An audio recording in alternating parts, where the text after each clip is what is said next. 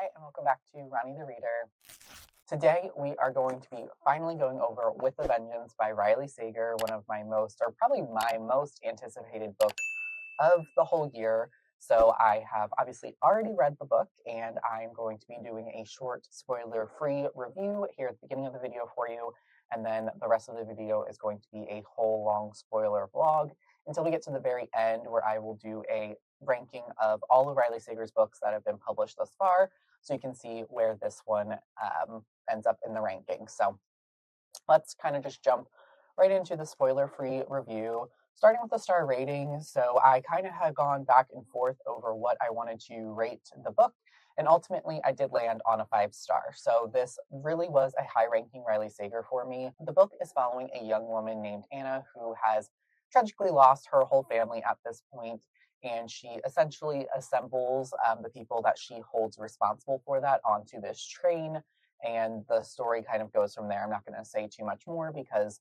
kind of why everyone's on the train, kind of what happened to Anna's family is all part of the book and kind of revealed as details as you are reading. So I'm not going to go too far into all of that right now. But I will say that I thought the characterization in this particular Riley Sager is some of the strongest work that he has done thus far. I think a lot of criticisms of Riley Sager are kind of his character work and his characterization, especially of his female main characters, is pretty weak. And I think that's a fair criticism, but I feel as though the characters in this book felt strong, felt whole. All of the characters' backstories made sense, and when weaved together, everyone being together and kind of why they were there makes sense ultimately. I think there are still a few aspects of some characterizations that were done a little bit weak in terms of some of the major reveals and threads that kind of connected the characters. I think they could have been weaved in a little bit better, but ultimately that's my main criticism of the book. The mystery itself and the kind of whodunit aspect of this book as they are on this train is really engaging. It's really thrilling. It's very fast paced. Obviously, being in a close quarter, such as a train, kind of keeps your characters forced together at all times. So there's always kind of conflict and drama and something new to kind of be exploring with the characters. And so, because of that aspect, the story moves pretty quickly. I think the ending was a little bit slow. I thought it could have been sped up a little bit, as far as there was just a lot of running back and forth there at the end. But ultimately, I think the book is really fun and fast paced, and I think you should definitely check it out. So that's all I have to say about the spoiler free portion of this book. So go ahead and jump to the end of the video if you want to see my ranking. It is going to be spoiler free there as well.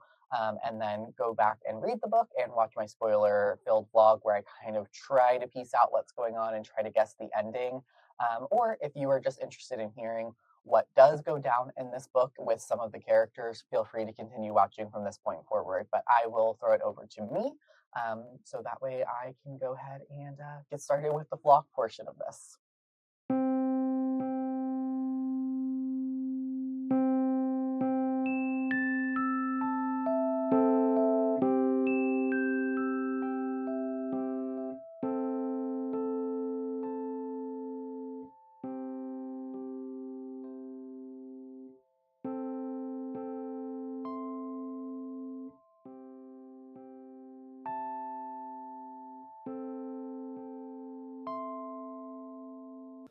All right, hello and welcome to my first update with little baby Anna sitting next to me for With a Vengeance by Riley Sager.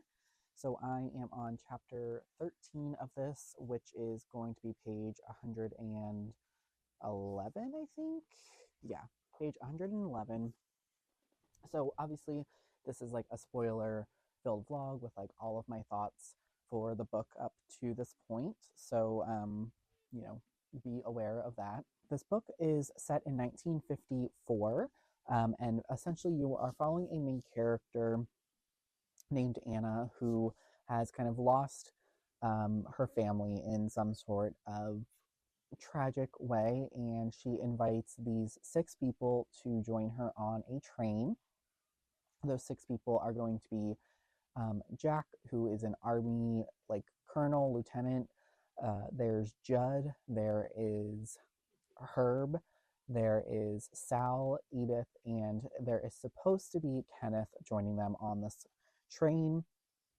Kenneth ends up not coming, and his son instead takes his place, named Dante, who Anna has a kind of situation and a past with. So, up to this point in the story, we kind of have figured out the backstory and the inciting incident. So, essentially, these 6 people had like something to do with a plot or a conspiracy against Anna's father, Arthur, who was the owner and runner of a train company, Union Atlantic kind of transportation, and the train that they are on, the Phoenix, is basically their like most heralded train and was super famous and was kind of whatever. And all of these 6 other people, aside from Kenneth, worked for Arthur in some sort of capacity, and Kenneth is his rival and owns a different train company. Dante, obviously being his son, is set to inherit that in this current timeline, which everything with Anna's father and Arthur happened in 1942. Well, like I said, we're now in 1954. So, overall, first impressions and kind of first vibe of this book is that I am liking it. It's definitely a different vibe. This book is multi POV. You do get everyone's perspective, at least thus far up to this point in the book, which I'm really enjoying. Riley Sager typically does not do multi POV too often, and so it's a new and interesting style to get from him. So that's really kind of keeping me engaged. And then, two, I think the backstory of the kind of conspiracy plot to frame Arthur, I think I forgot to say, but essentially they're framing him to be like a Nazi sympathizer who, during the war efforts, he was hired by the army to design this train that was going to be moving men and supplies. And that train exploded and killed a bunch of people, including Anna's brother, Thomas. And so, obviously, the conspiracy was that he was framed, Arthur was framed, that he was doing this as part of like war resistance and protests in America. He was kind of framed. He eventually was murdered. Obviously, Anna's brother Thomas died in this train explosion. Her mother eventually commits suicide as well. And then she is left to kind of live out the rest of her days, because this all happens when she's 16, with her aunt, who is her brother's or her father's sister. So, jumping back into like the book itself, I think the writing is pretty strong. I will say I'm not necessarily surprised by anything moving forward, or I guess up to this point. The book opens up with someone dying on the train, and like you do kind of know that from the synopsis. And I kind of had my suspicions right before chapter 13, is when we find out who ends up being the first to die, and it is Judd. And he dies due to poisoning. So I'm not super shocked that Judd was the one to die. My thoughts were that Judd was either going to be the first to die or the last to die. And that was just due to kind of the writing of his character. I feel like he's the one that we got the most time with and the most backstory, aside from Anna, in the first 111 pages of this book. And so I was kind of thinking it would go one of two ways. I was thinking that either he would die or that Dante would die. As far as now knowing confirmation that Judd is going to be the one that has died first, my main kind of suspects for who is doing this, obviously, like I think an obvious one is Dante, as he was originally not supposed to be there. He took his father's spot, and so like rigmarole around that, I guess, of like, what does he actually know? Does he know more? Like, is this conspiracy plot even necessarily true? It seems to be true at this point, but like, is there more to it than what we are being led to believe? I think the second most obvious suspect is going to be Seamus, who I have not mentioned up to this point, but he's Anna's kind of like companion and essentially like bodyguard and enforcer for all of these people on this train, because they can't leave. Anna's instructed or paid off all of these workers who normally are on the train to not be working and to just go and not worry about it, and do all this Heimling film. And then I think the third most likely suspect is the conductor, the only other person that we have confirmation that's on the train. Bert is the conductor's name, and he's the one obviously controlling the train. He's the only one there, which has kind of been stated in the narrative that that is a little odd for this late night crossing, because they have left Philadelphia at 8 p.m. and are scheduled to arrive in Chicago at 7 a.m. And part of like Anna's monologue when she confronts everyone is that she has sent her like supporting documents proving that they essentially framed Arthur to the FBI, and they're all going to be waiting for them at the like train station in Chicago. So those are my three main suspects as far as like who did it right now. As far as future potential body droppings, I mean, I think we're going to be losing at least probably 2 to 3 more characters. Probably not. I feel like Dante is going to make it to the end. I feel like Dante is not going to be killed off. I feel like if he is like the main villain or the main person who does it necessarily, I feel like eventually Anna's going to find her way back to him, and then it will be kind of a betrayal, twist reveal. I'm not really sure though. Anna does have a knife on her, and Seamus is carrying a revolver, and that's, you know, whole like Chekhov's gun situation where both definitely have to come into play. The revolver right now is just kind of being used as like, hey, I have this, so like listen to me. The knife right now, we as the readers are the only ones that know that Anna has that. The other characters do not yet. So I think that's going to be coming up a lot more. We did have mention, and now I actually can't remember if it was Judd or Herb, someone of the characters was like a sleight of hand magician. And actually, now that I'm thinking about it, I think it was Judd that was mentioned about, but it also could have been Herb, because Herb and Judd both come from more like lower income statuses and like worked them themselves up to double check as far as who the magician was mentioned to be. But I think that that's definitely going to be an important part of the story as well. It's just those little details that have kind of stuck out to me.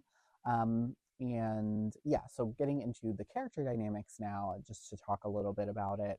I think Anna as a character is fine so far as a main character to follow. I think her characterization I wish was a little bit stronger. And I think a valid criticism of Riley Sager is he normally does have female main characters. And I think they can be a little bit flat and two-dimensional, not necessarily a full person. They tend to be characterized by like 1 or 2, maybe 3 kind of strong character traits, and not even necessarily like personality traits, but like their distinct things that determine their character. Like for Anna, it's that her family has died, and so that's like her distinguishing character trait. She's just like very sad. And she kind of oscillates between being super fiery and revenge like and kind of all powerful to more sad, and like the facade is slipping and cracking.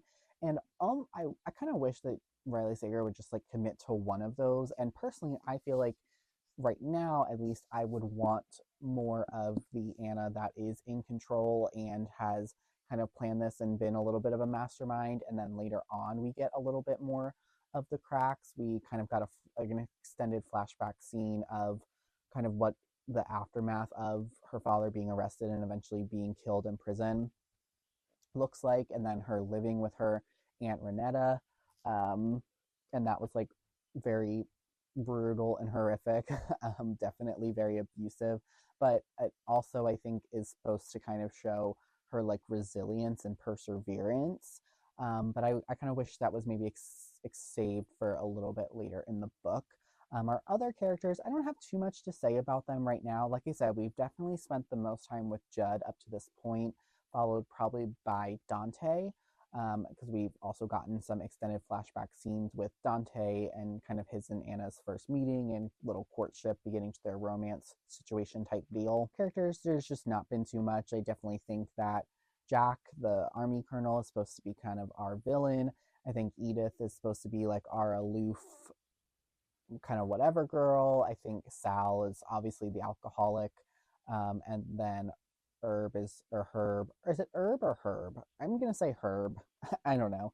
Herb is a little bit, I don't quite have like a good read on him yet, and necessarily where he's falling into the story, but he's quite literally like the rags to riches type story that we're supposed to be getting, or that is kind of like, I guess, a trope, you could say, or, you know, like a classic cliche. So, yeah, I am liking this so far, though. Does it feel like it could be my new Riley Sager? Not necessarily right now, but this does have a lot of the tropes that I do enjoy, as far as kind of being in an isolated setting and the playing with the timeline. I almost wish, though, that things were kept a little bit more separate for a little bit longer. I think you either have to reveal this conspiracy plot pretty much right away in the first quarter, yeah, probably quarter to 15% of the book, or kind of keep it to be more, we're following maybe just Anna on the train or some sort of character, and then following maybe Anna as a teenager in the past timeline, like kind of as these things are playing out. But I do like the way that the scenes are written. I feel like this book feels a little bit different in the writing style for Riley Sager, and maybe that's to do with the multi POVs. But I also feel like it's written almost in like a noir style. Like all of the scenes to me kind of have this like shade to them in a way of like almost like characters are like silhouetted in like a darkness, and so we're like kind of getting one half of like a conversation, or we're seeing it in some sort of specific way, but then the person that character is talking to is almost like, you know, covered or cloaked in darkness, and so we don't necessarily know. We can kind of assume, and then it's like revealed a little bit later on. So I am liking that aspect. It is a fun book to read thus far in the first, you know, 100 or so pages. I actually didn't even see how many pages this book is. These pages are really thick, but I think it's like, oh, I'm pulled right to the end. Let's not look at anything. 382. I'm not necessarily going to rush my way through this. I do want to take my time and enjoy it. I am just going to be kind of vlogging my experience, trying to guess the ending and see where we're going from here. But this clip has been 16 minutes. I've been talking a really long time. We'll see how much of this gets edited out or makes it actually through. But yeah, that's everything thus far for With a Vengeance. So I will give you an update for the next 100 or so pages, and then we will kind of jump through, or I will see you then. I will see you after the next 100 pages.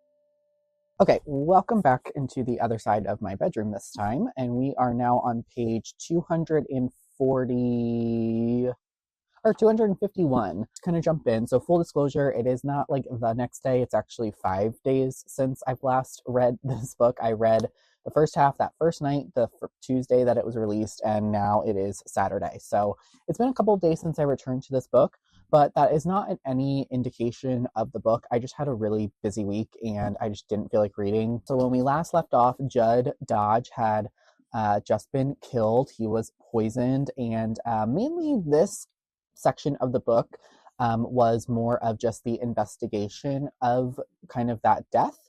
But some of the big things that kind of transpired, I think the biggest development is we've found out that there is another unknown character on the train by the name of Reggie, or Reginald Davis, who we just recently found out in the last couple of chapters before the end of this particular section is actually an FBI agent.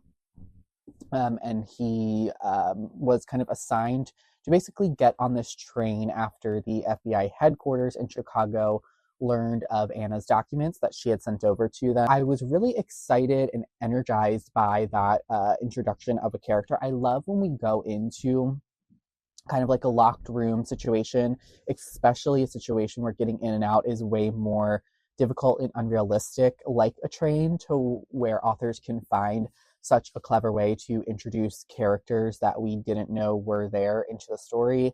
And some people might be like, well, like the character just got on the train before it left off, and then we just didn't know about them until it was the most convenient time for them to pop up in the story. And while that's true, I love the aspect of the character not just being random, but them essentially being a plant and kind of throwing a wrench into Anna and Seamus's plan of kind of holding these people essentially hostage on this train.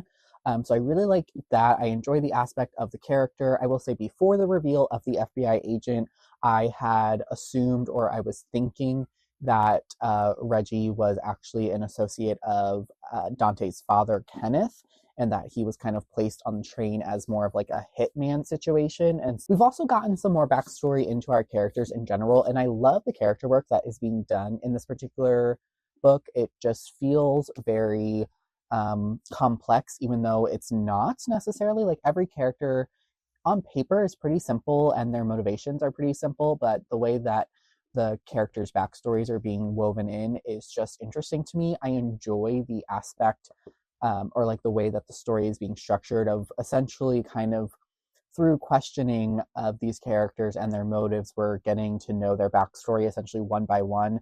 And we got to know one by one why they were on the train in the first place, as far as their role in the conspiracy of the train explosion against Arthur. And then now we are getting each person's backstory as to why they decided to partake in that scheme itself.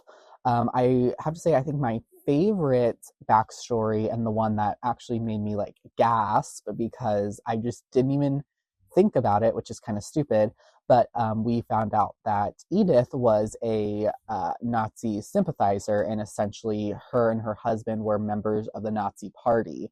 And I don't know if I talked about Edith necessarily being of German descent in the first part, but it is a huge aspect of her character. Obviously, the backdrop of World War II is like a huge aspect of this book, and I think I just completely overlooked her being from Germany and potentially having ties to the Nazi party in any sort of way. So that one really got me. I was like, oh my God, I really love that. And then we have Sally essentially being blackmailed for her sexuality, as we've learned that she's a lesbian and that Kenneth hired a woman to essentially seduce her, and they took photos of them while they were together and they were used against her. Just, I think those are the two that stood out to me.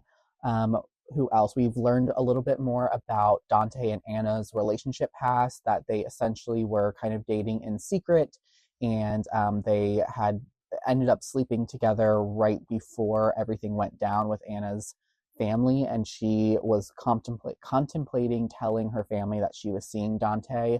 And then when he like never called or checked in or like did anything to assist her, essentially that once everything kind of went down with her dad and whatnot, that's kind of why she hates Dante so much, which is very realistic. Dante, I still am suspicious of as a character.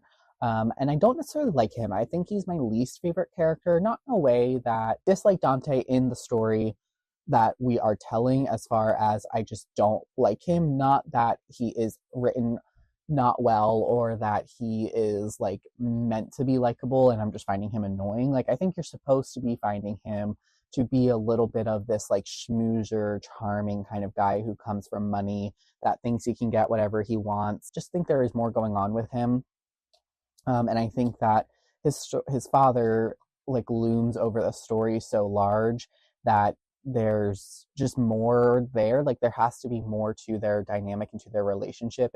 I just don't buy that he genuinely has learned what his father has done, because that's another big reveal, is that the person who gives Anna's aunt all of this information about the conspiracy was actually Dante, who found it while going through his father's stuff, essentially like being a mole on the inside of his father's railroad company. My least favorite character, Seamus, we are kind of being led to believe there's a little bit more of a mystery there. I think his brother is the one who died in the railroad accident, Sean, and they kind of went a little bit into his backstory of having like a difficult relationship with their parents, and then Sean being his older brother, that's who he really turned to. And there was 2 mentionings of Anna's brother's body never being found. So she had mentioned it in the beginning that his body, he was like in the main car of the explosion of this train, and so his body was like obliterated essentially, and so coffin was empty. And then when we were talking about Sean and stuff, there was another mention of him not having a body essentially, and that it's an empty coffin buried next to their parents. And upon the second mention, I was like, oh, so we're definitely doing something with a Tommy not being dead. And now Anna has thought that she's seen Tommy on the train a couple of times. Edith was murdered. She was our second person murdered, and she was strangled, or excuse me, you're led to believe that she's strangled, but then she was actually suffocated.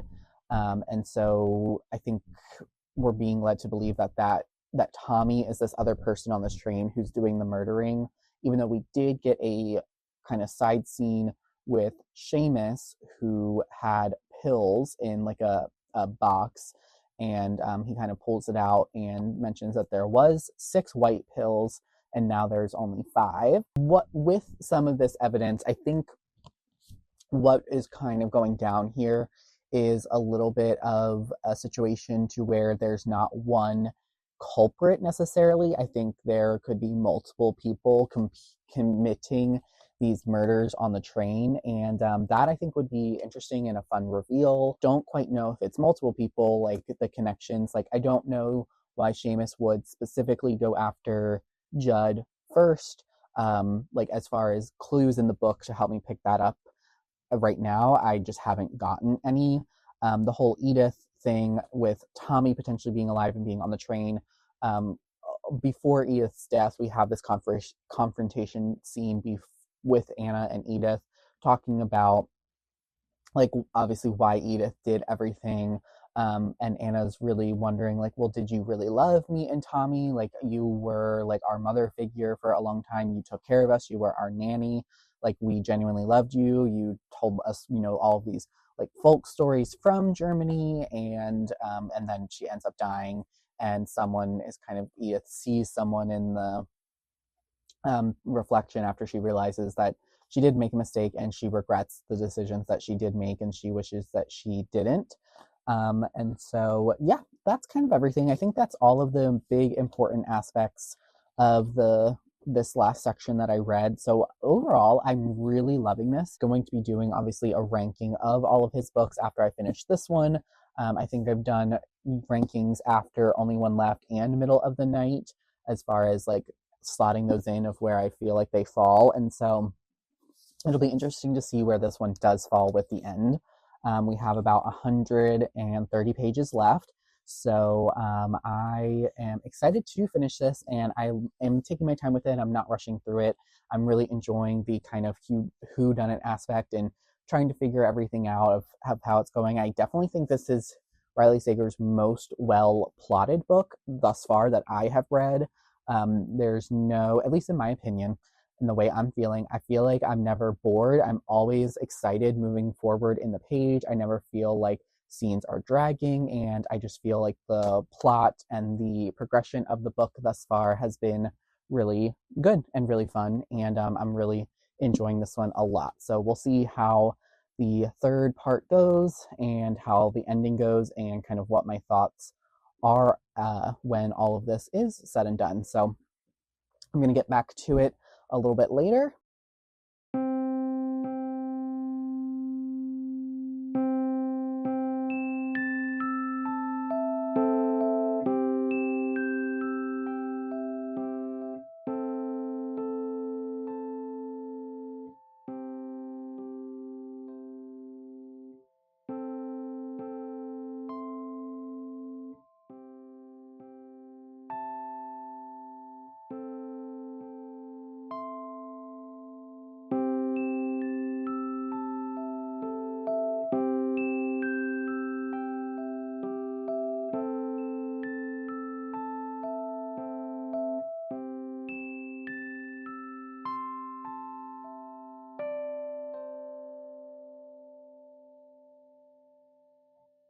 Alright, hello, welcome back to the final update. I have now since finished With a Vengeance by Riley Sager. I finished it last night, so I have had a little bit of time to sit with my thoughts on the ending of this book and how I feel about it overall. So I finished the last 130 or so pages of With a Vengeance, and I guess I'll start with a star rating and how I'm feeling right now. I don't know if this will change. I have not obviously done the intro for this video yet, where I do a kind of spoiler-free review and give a star rating.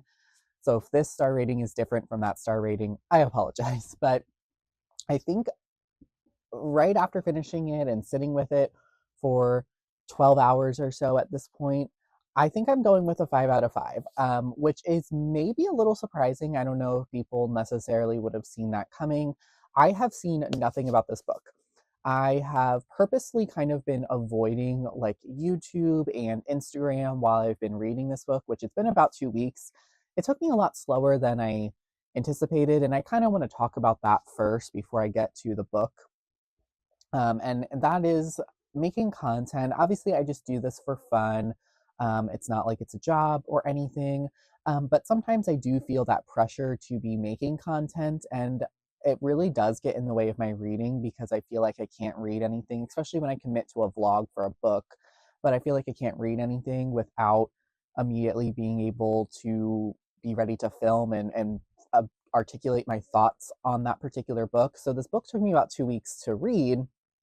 One, because I was enjoying it and I wanted to take my time with it, but also there were so many nights where I was like, well, I want to read, but I just don't feel like filming and giving my updated thoughts on the book right now. But I do want my thoughts to be accurate and reflective of what I'm feeling in the moment. And so it was just hard. It was a hard kind of balance to have, and I've been feeling that way for a little bit. And I think in summertime, I always get in a little bit of a reading slump, and just trying to make sure I'm having content around my reading is also not helping. It's a further discussion, and I plan on making like a small discussion video about it and maybe something over on Instagram. So maybe stay tuned for that. But getting back to the book, like I said, it was a 5 out of 5. Kind of in the end, there was a lot of surprising twists that I honestly didn't see coming. Obviously, we had that Judd was initially not dead just for him to be immediately killed off again. The whole multiple killer aspect and the screamness of it all, I really enjoyed. They weren't necessarily working together going into this plot, because obviously we have Reggie as our main killer, but then Judd and Seamus also commit some murders. I enjoyed that kind of whodunit aspect of it, and I think some people might think of that as a little bit of a cop out, to kind of have multiple killers to make each murder make sense, which I think is a fair criticism of this work and works that do that in general. But I really enjoyed that aspect, and I really enjoyed the fast-paced ending. I did think it was a little repetitive and was a little long. I think it could have been edited down probably about 20 to 30 pages or so. This book is about 382 pages, so it is long, I think, for a mystery thriller. It's definitely on the longer side. Enjoyed all of the parts and the beats of the story, even if they did drag on for a little too long in some cases. One kind of surprising aspect that I really didn't see coming, and really made me, people might find this so stupid, but it really made my jaw drop and I gasped, was the reveal that Tommy was actually Kenneth Wentworth's son. That actually really did shock me and surprise me, and I was really just taken aback and thrown by that aspect of everything. Honestly, that really was one of the things that just made the book kind of elevate to a 4.5 to a 5 star. I really haven't decided where I'm settling yet. I did rate it a 5 stars last night on Goodreads, and I think that's where I'm ultimately landing, just because I really did have so much fun reading this. I thought it was just a really original and inventive idea as far as the time period and the train setting. I haven't read too many things like that. I don't know if other people have, but I just found it to be really fun, and the mystery was really engaging. I really cared about our characters. I thought they were sympathetic, even the ones that were, evil ultimately and did bad things. I think there was sympathetic reasons and there was a justification for everyone doing what they did. And so I ultimately was fine with everyone's role in the story and how things did play out. I guess I haven't touched too much on like Reggie and the ultimate reveal that he was like our big bad, I guess, of the story, which I think is the weakest aspect of the book for me. I think Reggie probably should have been introduced a little bit earlier. I think there was definitely the breadcrumbs there of him losing people in this train accident as well. The threads of the story, like I said, are the loosest and the weakest aspect for me personally. And there was the whole aspect of like Tommy's body seemingly never being recovered, which I guess was just ultimately a red herring since Anna did think that she was seeing Tommy, which turns out to be just Dante. That aspect of the whole reveal, like, I think could have been weaved in better because, like I said, I was really shocked and surprised by it. And ultimately, it does make sense with the love story being revealed between Anna's mother and Kenneth. But it also was a little weird that, like, Dante and Tommy seemingly do look like each other. Like, at least that's what my takeaway was from the story, but yet Anna never seems to realize this, despite being very romantically and intimately familiar with Dante and close to him many times. And she's constantly talking about how much she loves her brother. It is a little weird, I will say. The whole, like, Anna's dating Dante, but Dante and Tommy are technically brothers. Like, it is a little weird. Obviously, at the end, they are like, there's nothing romantic that can happen here at this point. Like, we will be just seemingly friends. But yeah, I think those threads and that aspect of the story, like I said, could have been weaved in a little bit better, a little bit stronger. But that's really my only like major criticism or big criticism of the story. And like I said, I can see why people maybe would not enjoy this. And I can see why people maybe not enjoy all of Riley Sager's books in general. I think he does have some issues when it comes to writing characters at points, specifically female characters. I don't think that was a problem here. I feel like all of the characters, as I said before, were pretty fleshed out. For With a Vengeance, so that's kind of everything I have for this spoiler-free or spoiler vlog version, reading the book. So I'm going to throw it back over to me with the outro, and then you will get my updated rankings of Riley Sager's books in the order that I liked them from least to best. So stay tuned for that in just a few seconds. All right, so welcome back to the end of the video with all of my final thoughts wrapped up about With a Vengeance. We are going to jump into the ranking of all of Riley Sager's books from my least favorite to my most favorite at this point in time. All right, starting with my least favorite, and I don't think that this one's going to be a shock, it is The House Across the Lake by Riley Sager. I have talked at length about this book. I vlogged my whole experience reading this one as well back on my old channel, so feel free to check that out if you would like.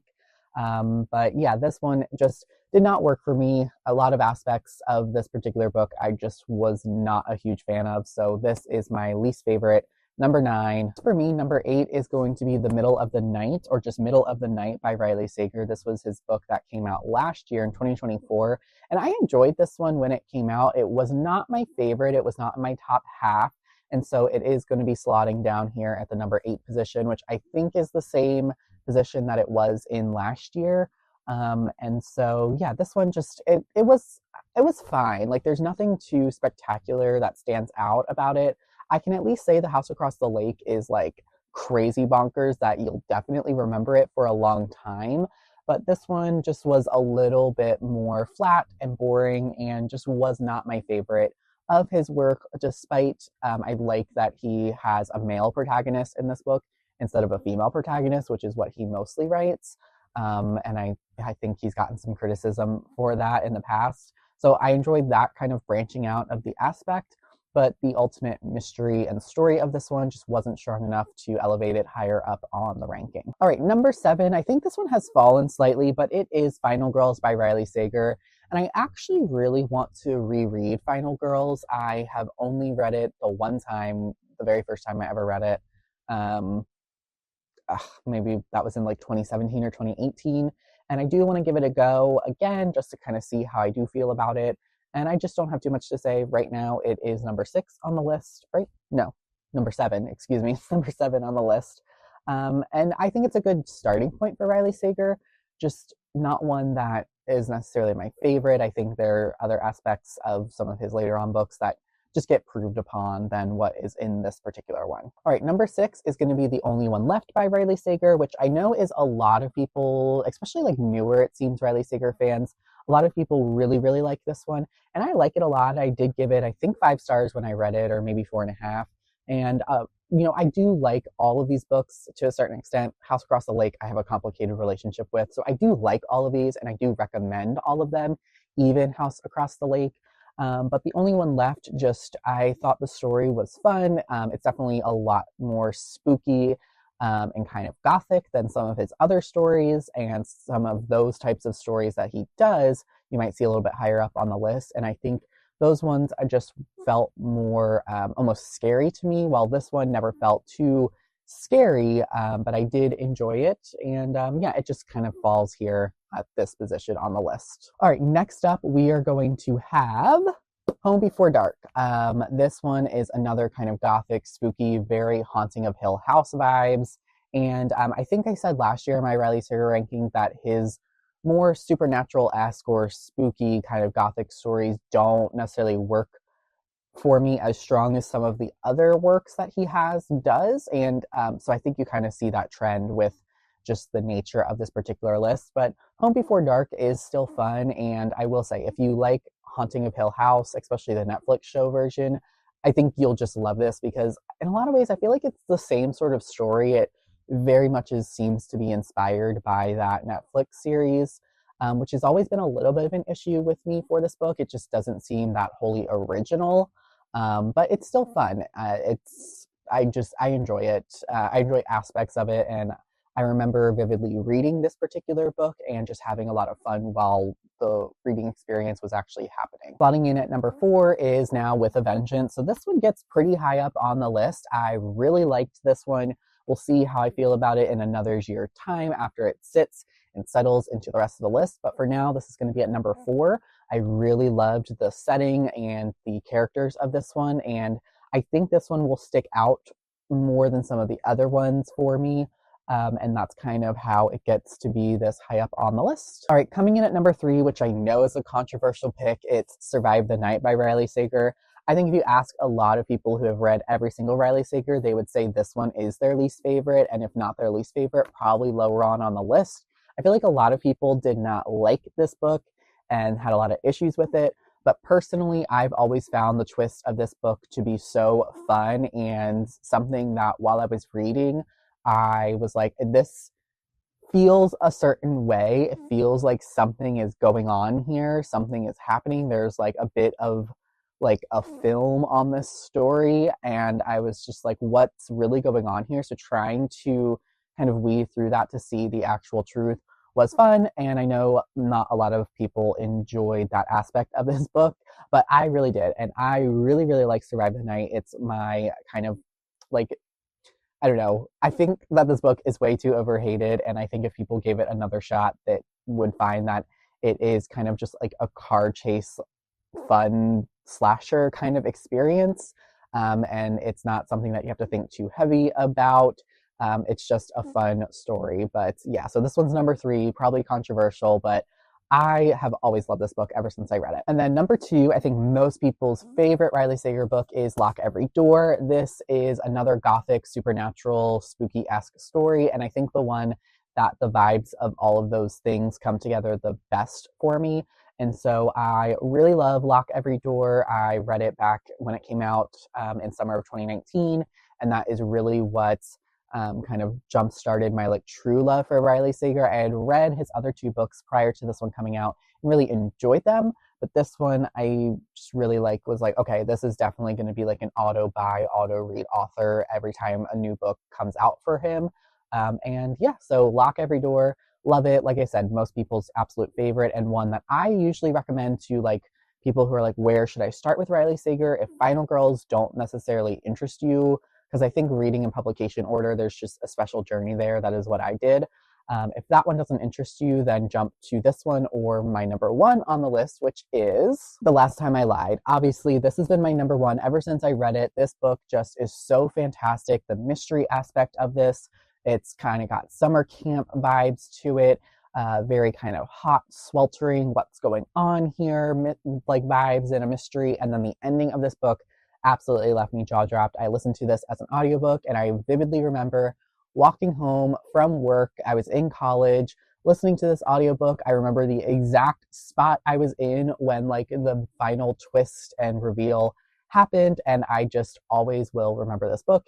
I think it will always be my number one favorite Riley Sager book, and it's a book that I just absolutely love. So yeah, this one is my number one, and this is where I do recommend that if you don't like Final Girls, jump into The Last Time I Lied or Lock Every Door, and then depending on which one you like more, that'll kind of set you on a kind of path of reading his more realistic, contemporary, almost mystery stories, or going down more of the gothic supernatural route of his books. All right, so here are all of the books in my ranking from first to last. So definitely let me know what you think of Riley Sager, if you've read all of his books, what your particular ranking is. And I'm going to be doing a much more kind of rapid fire ranking over on my Instagram as well. So feel free to check that out at Ronnie the Reader. But yeah, thanks so much for watching this video. I will be back soon with another one. I think my next video is going to be actually the mid-year book freakout tag. So be excited for that. But thank you so much for watching this video. And until next time, I will talk to you soon. Bye.